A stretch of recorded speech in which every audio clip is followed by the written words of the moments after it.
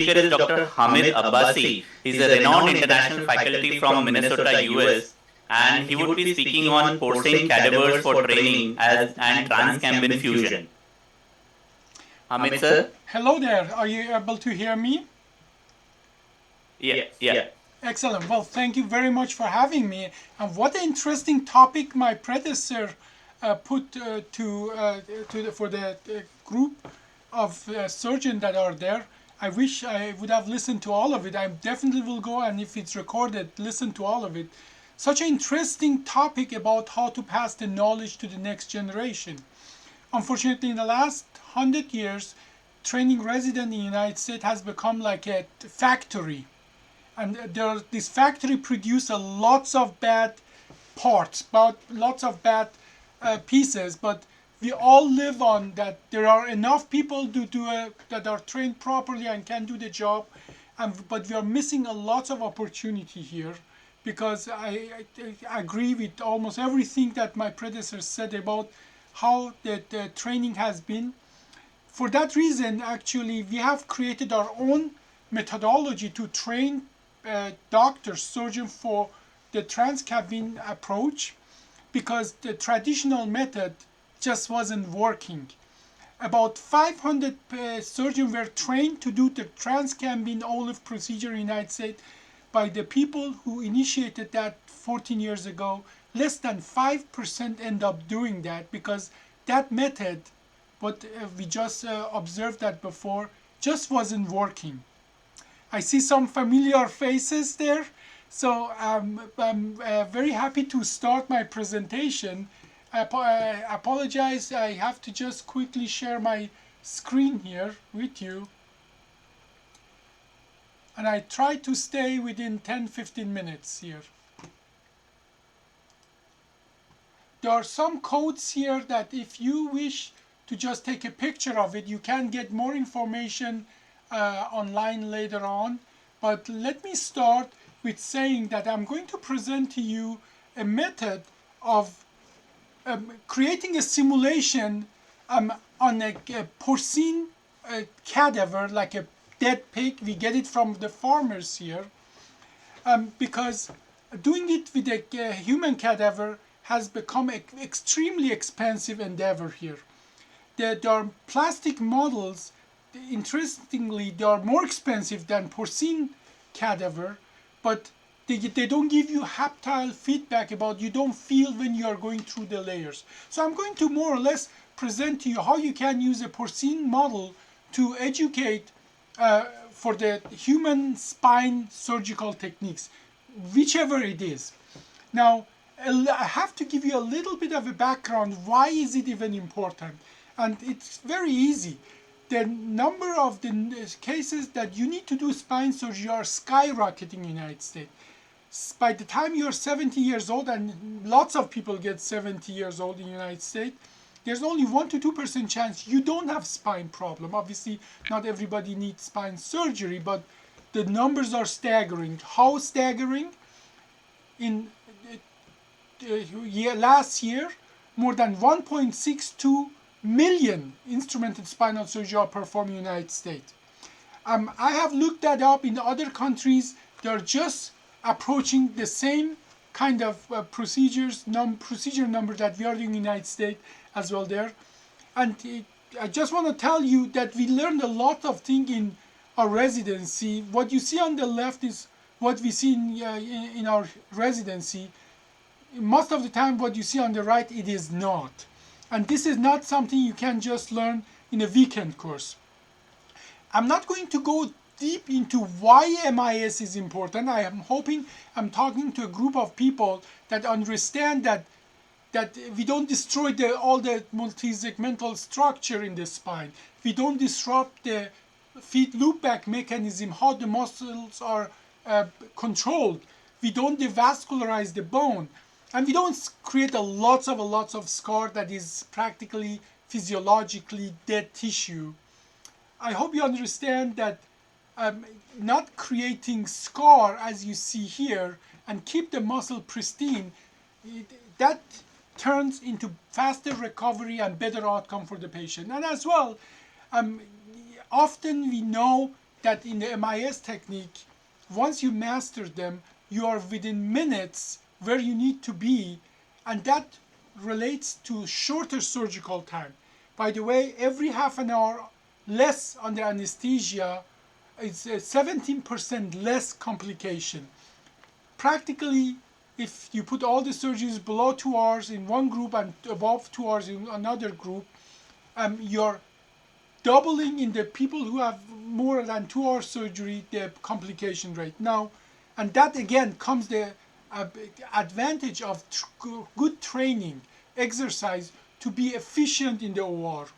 Now, I'm going to talk about two techniques today that we use the cadaver lab and porcine cadaver lab, and they are not the anterior but oblique lateral posterior lumbar interbody fusion, practically a TransKambin approach, and the MIS DLIF, a paper that we published, practically prone lateral.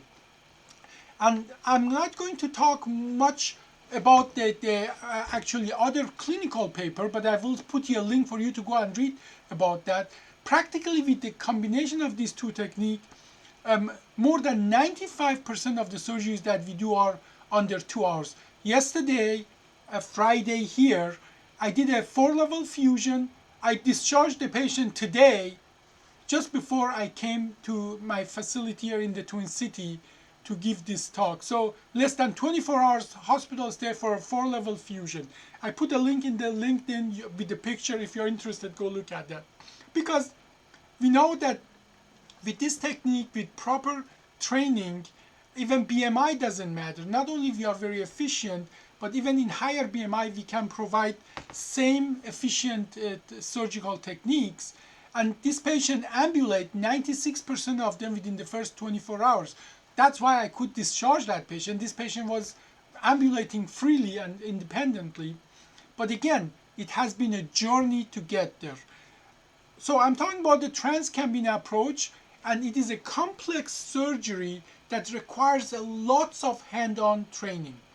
This hand-on training obviously always starts with a cadaver lab, except, and we have been doing that quite frequently, but now the demand has risen so much that I don't have additional $10,000 here in the United States to spend on a cadaver for every 2 weeks or every 4 weeks when I'm doing these labs.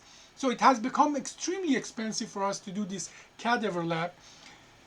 Certainly on a cadaver or even on a plastic model, we can teach the anatomical marking and all the steps that requires to do this surgery. And if you are interested in technique, take a picture. This the barcodes takes you and show you how the technique is done, with what instrumentation, with what OR setup, and how much discectomy you can do with this technique. All these are separate issues. And as well, it shows you that you can correct even sagittal and coronal deformity with this technique. There are some videos that you can show how you can do that. But these are all technical knowledge that you can acquire by just listening or watching something. There's a part that you cannot get without, and which is a hand-on experience. This hand-on experience, practically, I'm going to bring on here now. We have found that you need about 20 cases or 40 levels, somewhere between 20 and 40 levels, before you are efficient. Based on this knowledge, we have created a teaching method to put the surgeon through a safe path to get there. We call that soft transition. The first step of the soft transition used to be a cadaver lab. As you see here, we used to have biannual. Now we ended up doing it bi-monthly cadaver lab, and I just don't have the $20,000 extra every month to spend on that. So we had to come up with some other ideas. Certainly, we started the plastic lab, but you don't get really the true feeling about all those layers. And as well, the films, they look cartoonish. They're so simplified, it's not really realistic. By the way, this plastic model cost about $550. We buy this pig from the farmer for $160. So not only we get a better value, but actually it is cheaper. But it was a journey for us. How do we use pig spine to train surgeon? Now, what's important for you to understand is that just the setup is important. Like, it took us a while until we figured out we better create a platform that we secure the pig, and we take the content of the organs away, because otherwise it goes bad pretty fast. But then the x-rays are not realistic. So what we do, we fill it with a bladder filled with water and a little bit of a contrast, like Omnipac the 360, just 10 cc in a 10 gallon, in a 5 gallon bladder, and then close it back up, and then the pictures become really realistic. How realistic? As realistic the pig spine is to human spine. Now, most important part is that the pig spine is probably one of the most closest spine to human, considering certain differences. Now, what are those certain differences? I'm going to go through them one by one. Now, obviously, anywhere in the lumbar spine and even in thoracic spine, you can use it. We did a comparative anatomical study and published that data a few years back. You see here some of that. But I want to talk about some anatomical differences that literally you have to know, but once you consider that, almost everything except L5S1, the pig porcine lab become very comparable to human lab. And let's talk about that. What are these? Number one is that, first of all, I'm not sure if you're able to see that, the transverse process of the pig doesn't take off at the top of the pedicle, but on the bottom of the pedicle. Now, additionally, the front to back depth of the spinal body is much shorter in the pig than in human. And what's very interesting is that in the upper lumbar spine, the neuroforaminal is separated from where the disc is. But then when you farther you go down in the pig spine, they come closer and closer, this bone becomes thinner, and they become one. Now, pedicle is shorter, but it's much thicker. What that means is this is the best model to practice pedicle screw placement for a novice, because you get huge pedicles that are well visible, and you can easier target it if you don't have a lot of experience. Another thing that we found out, and I'm hoping to show it to you in the next picture, is that even a young pig, these pigs are about 6 months old, they come with the bone spondylosis. As you see here, you see that in a human we would call it spondylosis, osteophyte, which is a pathologic sign for an aging spine. A young pig comes with a pathology born into that, and again, it makes sense because the neuroforamen is separated.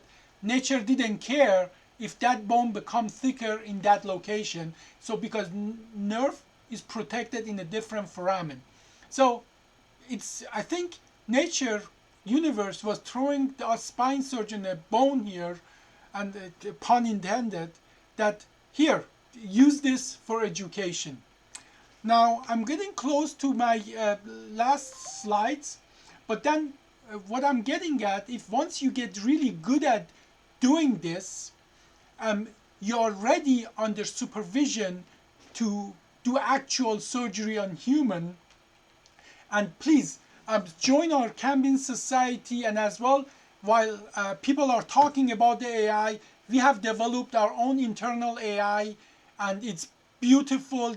We are heading for a beautiful place in the future with the AI that can help us. We already have initiated that. It is our own internally grown AI, and you can just look it up at inspiredspine.ai. Just before I started this presentation, I went back to my old presentation and I put few slides back after I was listening to the presentation before me. And that is that, you know, there is a path to be able to do this surgery making this patient that nobody wanted in the United States, even big universities, to do or help, and doing that surgery in under 2 hours. But that path is open for everybody. But that path cannot be going to a weekend cadaver course and coming back and doing that. That requires a lot more one-to-one training, something like the old ways that we were talking about, that you literally take ownership of the training of one surgeon and make sure that they are good. I'm going to skip over lots of other data that I was presenting in other places, but what I want to show you, that concept of inspired spine that we have taken from actual aviation in the industry, and that is that you don't, if you are good at TLIF, what we are talking about is not the updated TLIF. It's not a new version of the car. It is different enough. It is like flying an airplane. And just because you are a good driver doesn't mean you are a good pilot. You have to go back and learn it.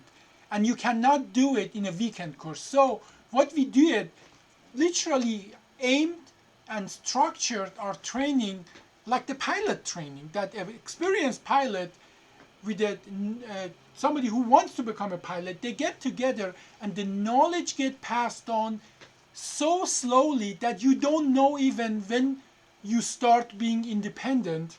That's why we call it soft transition. And that has been, you remember I told you that when originally they taught it, from 500 people who were trained, only less than 5% end up doing that. Our conversion rate has been 85. Going from 5% to 85%, I think that's a result that I'm proud of, that I'm able to pass the knowledge in a way that it's retained and it comes to actual use for the patient. So I'm going to stop here. Thank you so much for having me here. And if you have any question, I'm happy to answer it now. Thank you very much for having me.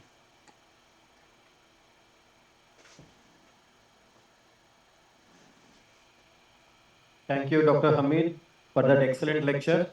And I think this lecture would inspire a lot here. And we are going to conduct the same technique here today.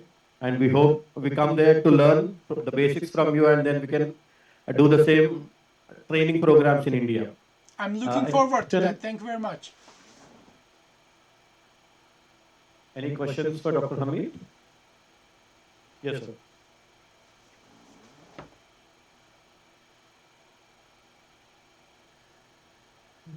Hello. Yeah, excellent talk, Dr. Rakesh Luhana here. So that is an excellent numbers, that 5% to 85%. I'm interested to know how much that duration of the training from basic to adopting technology, how much is the duration of training in? Now, there is, unfortunately, in the United States, the education has become turned into a factory. It doesn't matter what your initial skills are. There is a residency program that it takes that long. We have taken a different approach. Some of the surgeons, they come and they have no experience in the double C-arm, no experience in pedicle screw placement. And some come, they already have done some TransKambin approach. So it is completely based on the experience that you bring to the table. And what we do in our first lab, while the trainee is learning from us, we are learning from a trainee what his skills are. And then based on that, we have a formula, we have like a checklist that we adjust that to the requirement of that specific surgeon. I can tell you that there were some surgeons that I had to scrub in with them 5 times, and there are some surgeons I have to scrub with them 50 times. But I can tell you that whereas it took me 170 cases before I fell under 1 hour for a 1-level OLLIF, everybody after the soft transition, after 7 independent cases, they fall under 1 hour for a 1-level fusion. Whereas it took me 700 cases before I did my 35-degree scoliosis with this method, almost every single person who joins us after 50 to 70 independent cases, they take on this high-grade scoliosis cases. We have a Kambin Society network, and if you want to join us on LinkedIn, I just put some pictures from Dr. Ratnesh Mehra, who is in Michigan, who trained very shortly with us, and then he's doing now 6-level OLLIF with significant deformity after just scrubbing with me just for 5 cases. So it is truly depending on what you are, and we don't have a factory like the traditional training. We adjust it to requirement, but we are committed, meaning that if somebody needs 50 cases, it is just what it is. You need, but the idea that everybody needs to have, after 5 cases, they have to be good at everything, I think that leaves a lots of really talented people behind, because some people just have different skills that they bring to the table, and we have to adjust our training to them. Thank you. Dr. Sandeep, it was an excellent lecture. Does this porcine model give any analysis after the training? Like how many, whether there is any track deformity, like you have broken the pedicle, you have injured the nerve roots? Or Excellent question, and that was for me always a question, how can we understand what are we doing after this? Now, as one of very few places in the whole planet, our lab is next to an actual CAT scan. We pack the pig. No, number one, we pack the pig, bring to the CT scan, get a full scan, and then analyze it with the trainee together. And then we come back, we take layer by layer the tissue off, and then analyze what the position are, how did we pass through the tissue, how far are we in the spine, and as well we taint that bladder. If you remember, there's a bladder. We put what I didn't tell you. I told you we put some Omnipack, but as well we put some red dye in it. So if somebody puncture that, all of a sudden you see the red fluid is all over your table.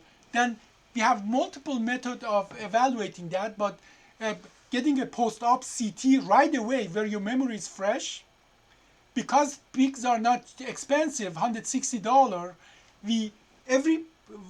one person gets one pig, and then we take the layers off, study it together, but as well being able to put that bladder in, that red dye comes when if you are too aggressive, all of that. But let's be sure, we ask our trainee to be aggressive in that pig lab, because we want you to do all the mistake in that training lab and not in the war.